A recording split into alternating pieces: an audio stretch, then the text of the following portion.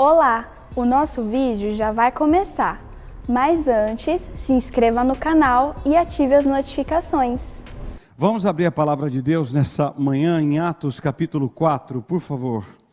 Atos 4, eu quero ler com vocês dos versículos 23 até o 31. Vamos pensar algumas coisas nessa manhã sobre uma igreja cheia do Espírito Santo. Atos 4, 23 até o 31. Obrigado, Eliane. Texto maravilhoso. Eu tenho lido Atos mais uma vez e eu parei aqui nessa semana e falei, meu Deus, que algo extraordinário. Até o 4:22, até um outro tema, mas eu quero pegar do versículo 23 ao 31, diz assim: uma vez soltos, procuravam os irmãos e lhes contaram quantas coisas lhes haviam dito os principais sacerdotes e os anciãos. Ouvindo isto, unânimes, levantaram a voz a Deus e disseram: Tu, soberano Senhor, que fizeste o céu e a terra, o mar e tudo que neles há, que disseste por intermédio do Espírito Santo por boca de Davi, nosso pai, teu servo, por que se enfureceram os gentios e os povos imaginaram coisas vãs? Levantaram-se os reis da terra e as autoridades e ajuntaram-se a uma contra o Senhor e contra o seu ungido. Porque verdadeiramente se ajuntaram nessa cidade contra o teu santo servo Jesus, ao qual ungiste Herodes e Pôncio Pilatos, com gentios e gente de Israel, para fazerem tudo o que a tua mão e o teu propósito predeterminaram. Agora, Senhor, olha para as suas ameaças e concede aos teus servos que anunciem com toda a intrepidez a tua palavra, enquanto estendes a mão para fazer curas, sinais e prodígios, por intermédio do nome do teu santo servo Jesus. Tendo eles orado, tremeu o lugar onde estavam reunidos, e todos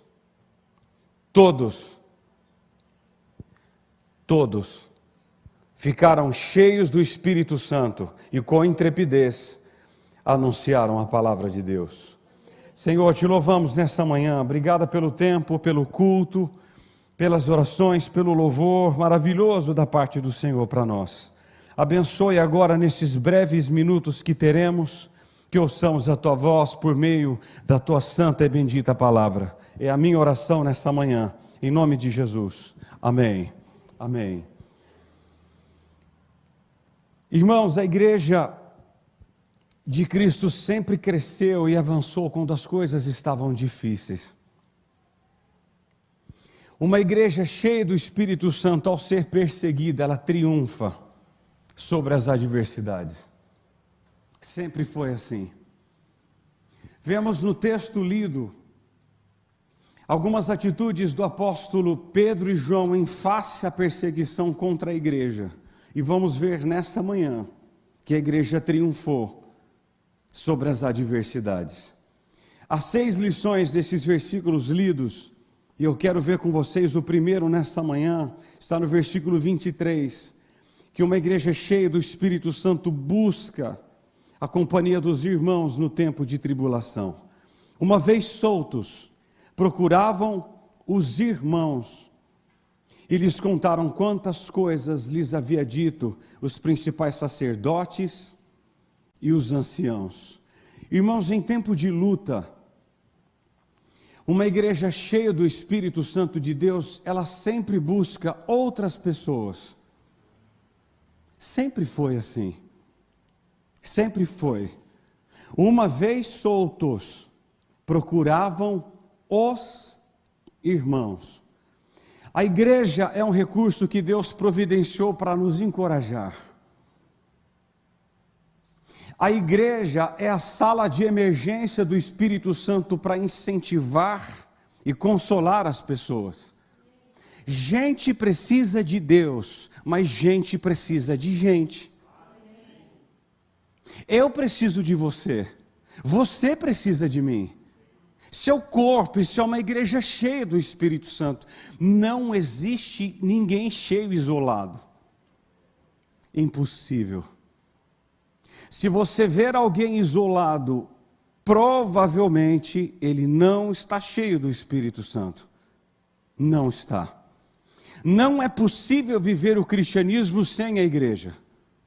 Até Jesus, na sua dor, chamou os 3 discípulos para estar perto dele. Eu preciso de você, nós precisamos uns dos outros, e todos nós precisamos da igreja. Precisamos. Na sua aflição, não fuja da igreja, busque a igreja. Busque estar com a igreja. Asaf entendeu isso no Salmo 73, no verso 17. Até que entrei no santuário de Deus e atinei o fim deles. Atinei, eu vi o fim deles. Não é esquecer o problema, é receber entendimento para enfrentar o problema. É aqui que somos instruídos. É na igreja que parte da parte de Deus aquilo que Deus tem para nós. É na igreja que brotam as soluções do céu para a sua vida e para a minha vida. Por isso a importância de estarmos aqui. Segunda lição que eu aprendi lendo o texto é que uma igreja cheia do Espírito Santo busca o Senhor Todo-Poderoso em oração. A primeira perseguição dos apóstolos foi seguida por uma reunião de oração da igreja. Eles se reuniram para orar. Irmãos, nunca mudou e nunca vai mudar. Sabe uma coisa? O melhor método de enfrentar a oposição é sempre a oração. Sempre foi, sempre será. Alguns irmãos não vão para esse método, mas o método de Deus não muda. A igreja é o povo de Deus que busca a Deus em oração nas dificuldades. Quando nos curvamos diante de Deus, levantamo-nos diante dos homens. Vou repetir. Sempre que nos curvamos antes diante de Deus, levantamo-nos diante dos homens para enfrentar aquilo que preciso for. Como a igreja orou?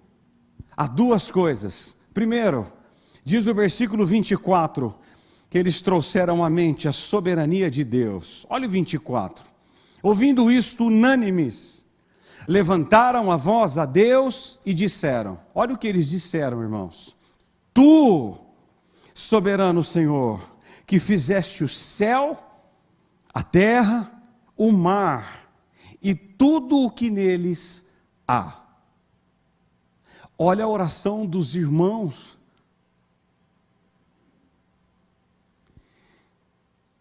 A igreja se dirigiu a Deus como soberano Senhor, aqui é despotes. Nada mais é do que denominar um proprietário de escravos toda a autoridade que ele tem sobre eles, com poder inquestionável. Sabe o que os apóstolos nos ensinam aqui? É que quando buscamos o despotes, o soberano Senhor, aquele que diz o versículo 24, que é soberano, que fez o céu, a terra e tudo o que neles há. Sabe uma coisa que nós aprendemos? É que os decretos humanos não podem passar por cima dos decretos de Deus, porque Ele é soberano. Ele é soberano.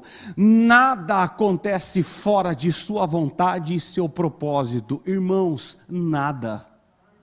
Nada. Entendem isso essa manhã? Nada. Absolutamente nada acontece fora da vontade do despotes e do soberano Senhor. Nada. Diante disso, a W. Tozer disse algo tão formidável, que o problema da igreja hoje é que ela não medita suficientemente na grandeza do seu Deus.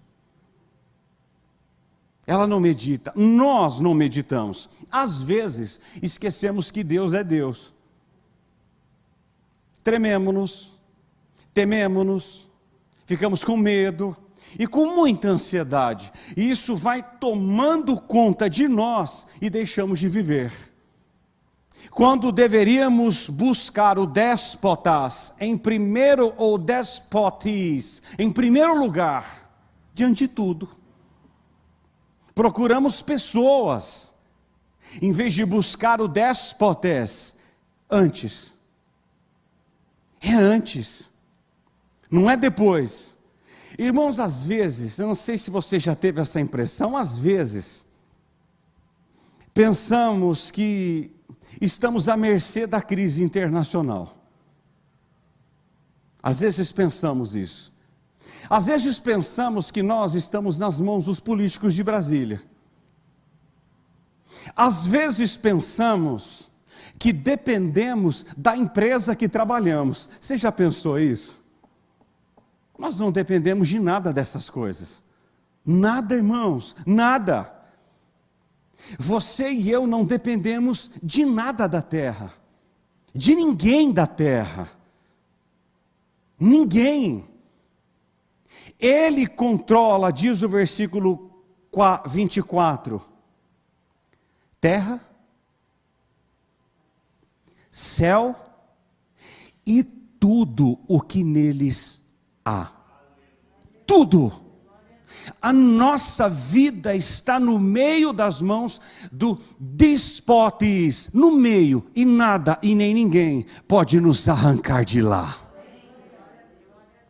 Segunda coisa é que eles oraram fundamentados na palavra de Deus. Olha o 25 e o 26.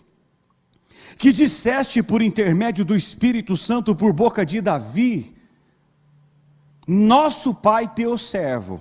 Tá, então nos conte o que eles disseram. Por que se enfureceram os gentios e os povos? Imaginaram coisas vãs. Levantaram-se os reis da terra e as autoridades e ajuntaram-se a uma contra o Senhor e contra o seu ungido. A igreja conhecia a palavra e eles citaram aqui nessa oração os Salmos 2. Eles conheciam a Escritura. Que formidável. Para mostrar que a rebelião humana que estava se levantando contra eles e contra Jesus foi prevista pela própria palavra de Deus e não colocava em nada em risco a soberania de Deus, em nada. Davi já havia dito por boca do Espírito Santo, e agora os apóstolos, a igreja de Deus, lembra os Salmos 2, para dizer, a rebelião humana contra Jesus foi prevista por Deus, e não colocou em nada em risco os propósitos de Deus. Sabe o que isso nos mostra?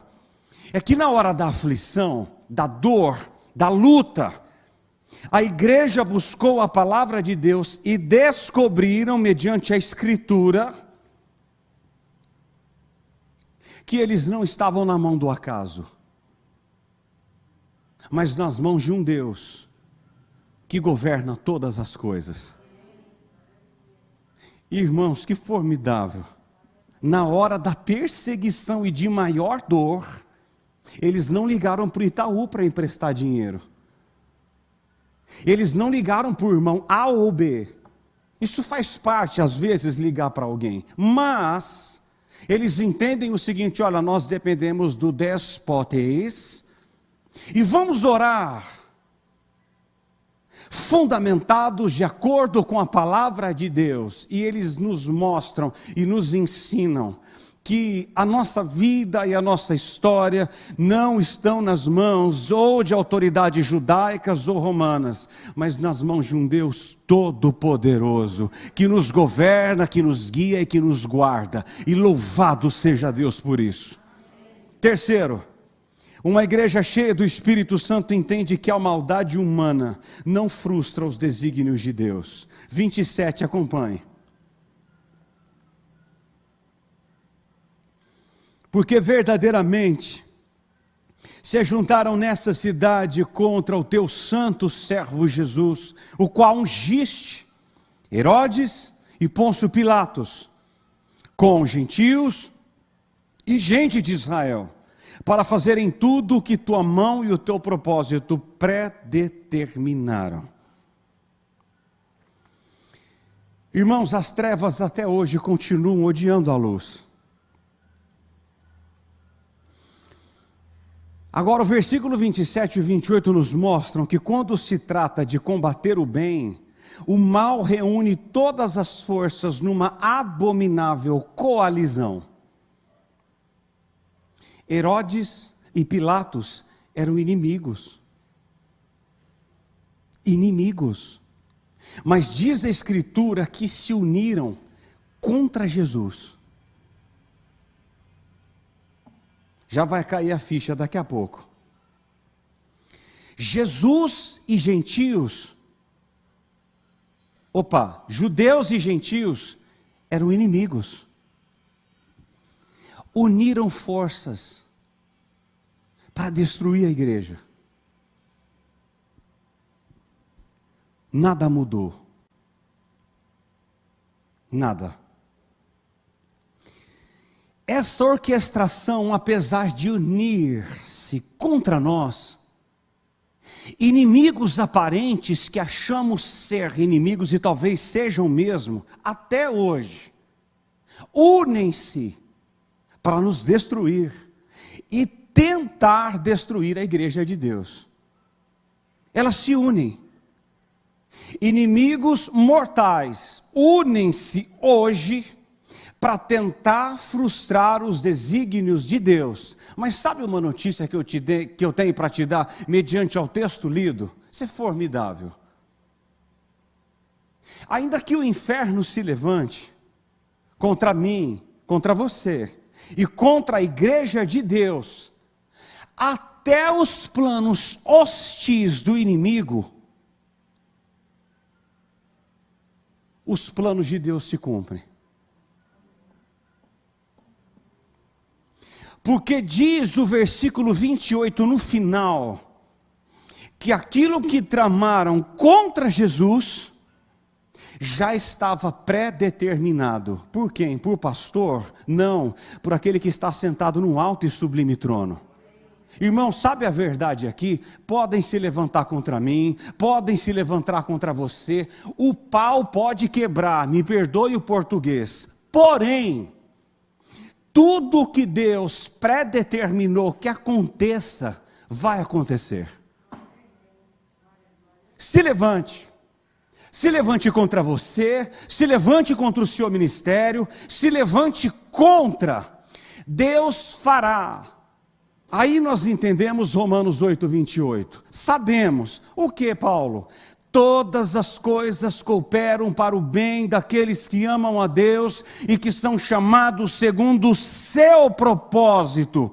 Ainda que todos se levantem contra nós. Irmãos, o déspotes continua assentado no trono e ele nos guarda mesmo em meio às perseguições, mesmo em meio às lutas. Ele é grande, ele é soberano, ele sabe de tudo, ele sabe tudo, controla tudo. E Ele tem a minha vida e a sua no meio das suas mãos. Louvado seja Deus por isso. Os planos de Deus não se frustram, apesar da maldade humana. Por isso, precisamos ser cheios do Espírito Santo de Deus, senão desistimos. Retrocedemos, abandonamos. Estão entendendo por que muitos têm abandonado? Essa luta para poder voltar para a igreja e querer cultuar ou não, estão entendendo? Eu não preciso nem falar para vocês, estão entendendo?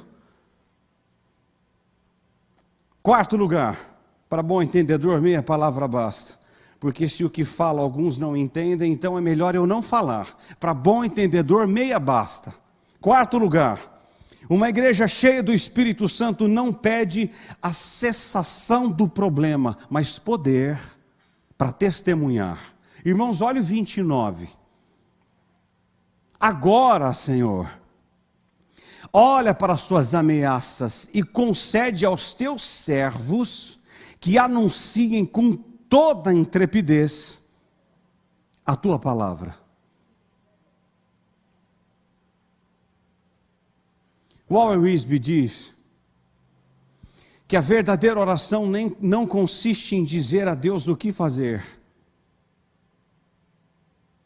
mas em pedir a Deus que Ele faça a sua vontade em nós e por meio de nós.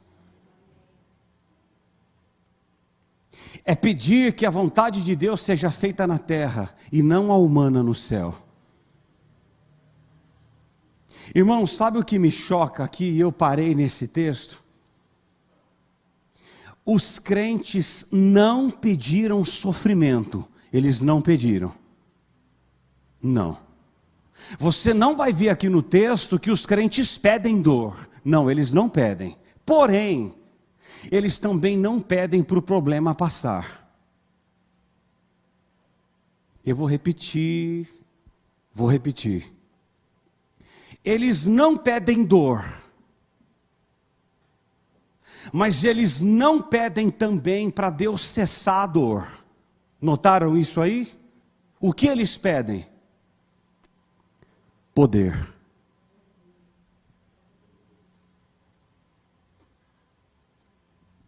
Vocês notaram como estão as nossas orações hoje?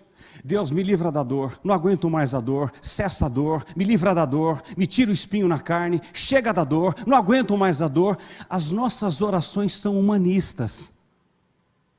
Não aguento mais, eu não aguento mais, e nós enchemos o ouvido de Deus com o nosso aguento mais.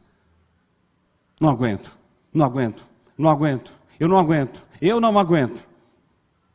aguento. Às vezes, ou quase sempre, as nossas orações visam sempre o fim do sofrimento, e nós não pedimos poder.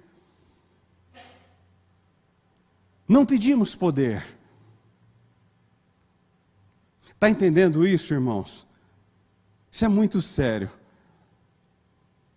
Aí, nós às vezes entramos no meio da dor, vazios do Espírito. Sabe o que vai acontecer? Reclamamos, e no final desistimos. Uma igreja cheia do Espírito Santo, ela não pede para a dor cessar, ela pede poder para testemunhar, mesmo em meio à dor. Isso é o que a Bíblia diz. Isso é o que a Escritura nos ensina.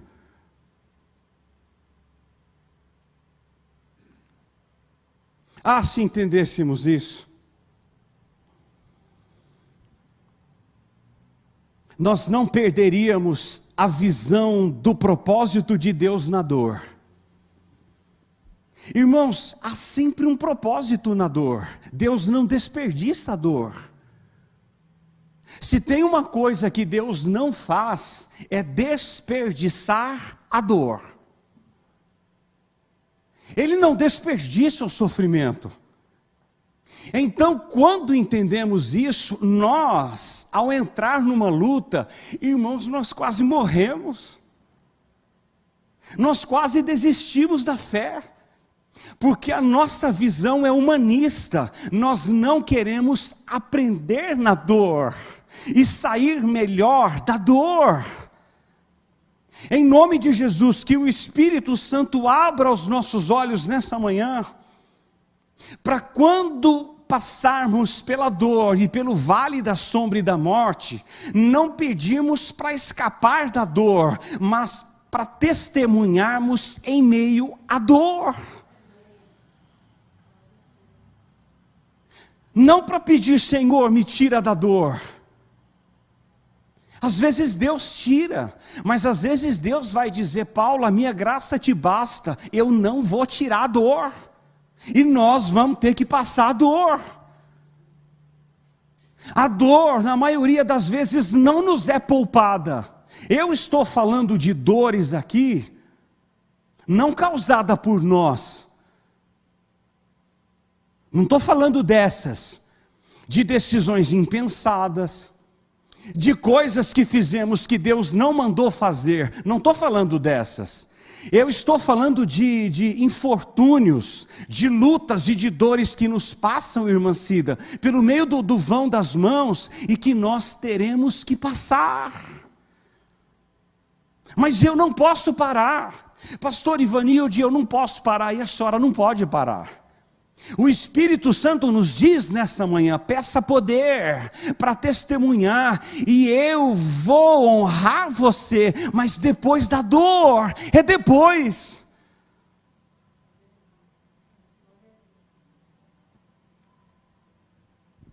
Quinto lugar, uma igreja cheia do Espírito Santo tem a expectativa da ação milagrosa de Deus em seu meio. Olha o 30. Enquanto estendes a mão para fazer curas, sinais e prodígios, por intermédio do nome do teu santo servo Jesus. A igreja não pedia milagres de vingança ou de destruição, notaram? Mata eles, Jesus. Por favor, fuzile-os, fulmine-os, cortes ao meio. Mata os perseguidores. Não.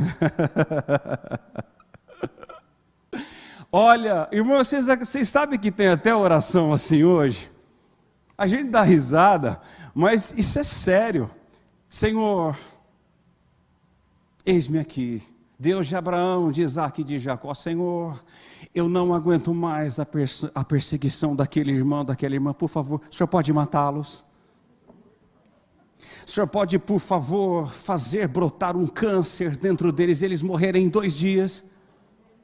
Olha, o Senhor pode, déspotas, citamos até a Bíblia, fazê-lo ser atropelado, ele morrer na hora.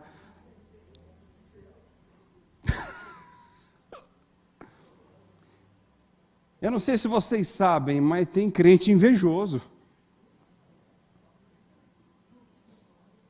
Aqui não tem ninguém assim, mas aí fora tem uns. Olha, ele tomou o meu lugar, Santo de Israel, o senhor pode matá-lo?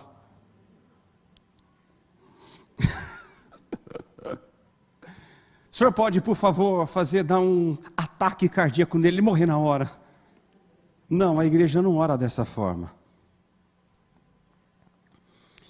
Eles não pedem milagres de destruição, mas milagres de misericórdia. Irmãos, isso é formidável. Formidável. A igreja tinha a agenda aberta para as intervenções de Deus. Ela ora pela manifestação do poder de Deus.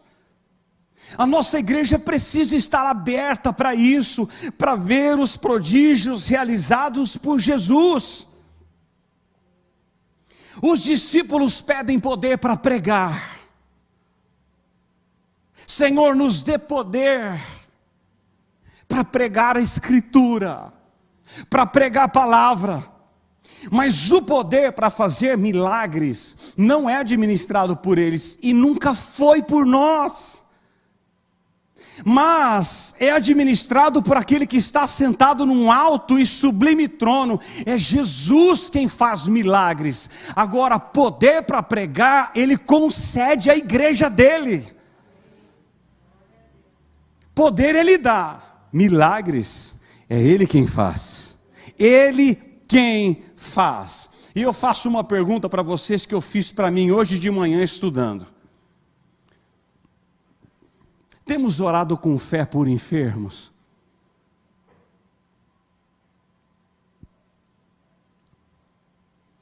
Temos crido na conversão daqueles que achamos ser impossível?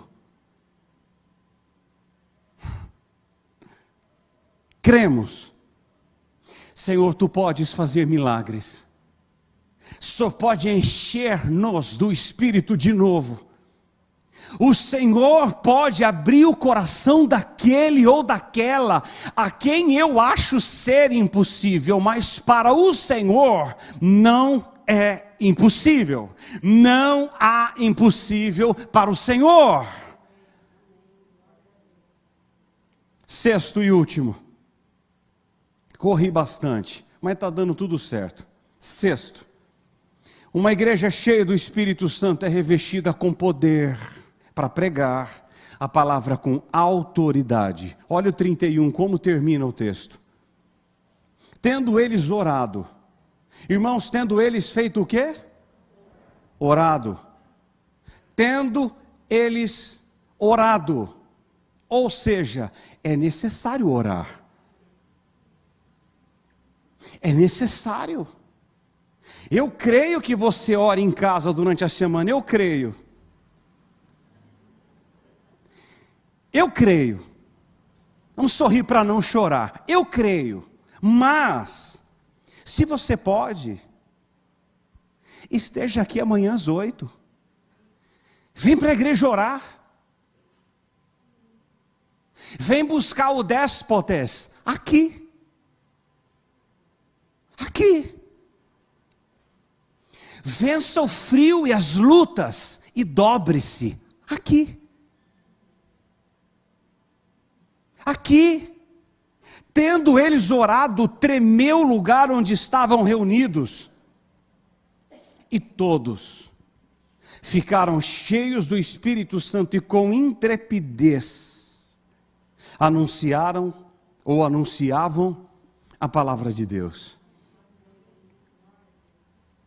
Em resposta à oração unânime e sincera, unânime todos e sincera, a casa onde estavam reunidos tremeu e os discípulos ficaram cheios do Espírito Santo e com intrepidez anunciaram a palavra de Deus. Mais uma vez, o Espírito Santo veio sobre os discípulos e estes receberam confiança que pediram para falarem com autoridade a palavra de Deus. Não há evangelização eficaz sem o poder do Espírito Santo. Não há obra de Deus eficaz sem o Espírito Santo.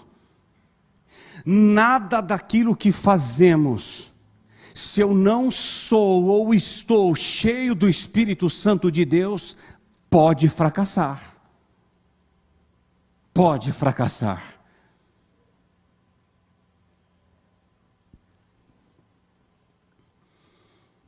Eu li muito já sobre Charles Spurgeon, tenho biografias dele que o Edson citou na escola bíblica, eu leio muito as suas obras.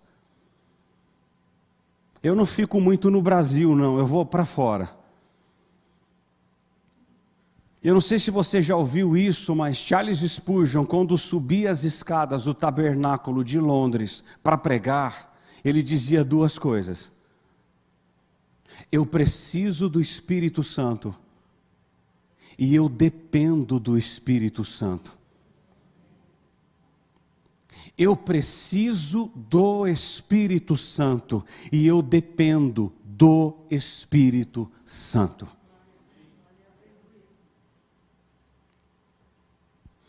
Sem o Espírito Santo, pastora, nenhuma alma pode ser convertida. Irmãos, nenhuma. Temos a ideia de que é o homem que abre o coração. Mais uma vez, não é. Não é o homem que abre o coração. Nunca foi e nunca será. Se o Espírito Santo não falar e o homem não ouvir, e a partir de ouvir, é Hebreus 4, hoje, se ouvirdes a sua voz, não endureça o coração. Eu preciso ouvir para abrir. Ouvir para abrir. O Espírito precisa ser ouvido para depois ser decidido. Isso não é calvinismo. Isso é graça preveniente, é a doutrina da nossa igreja. O homem não abre coração. Se entendêssemos isso, oraríamos mais, discutiríamos menos, tiraríamos a nossa mão e deixaríamos Deus fazer. Nós tiraríamos mesmo, brigaríamos menos, discutiríamos menos, nos divorciaríamos menos, apanharíamos menos. Por quê? Porque entendemos que quem faz a obra é o Espírito com E maiúsculo, é o Espírito Santo de Deus.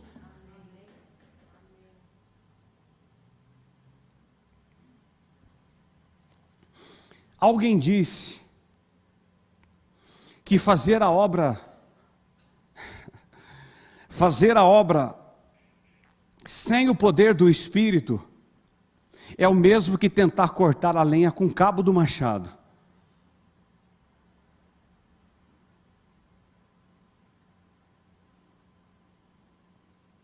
Fazer a obra sem a ação, sem o Espírito, é o mesmo que tentar cortar a lenha com o cabo do machado. Vai andar, patinar, patinar, patinar, patinar, sem sair do lugar.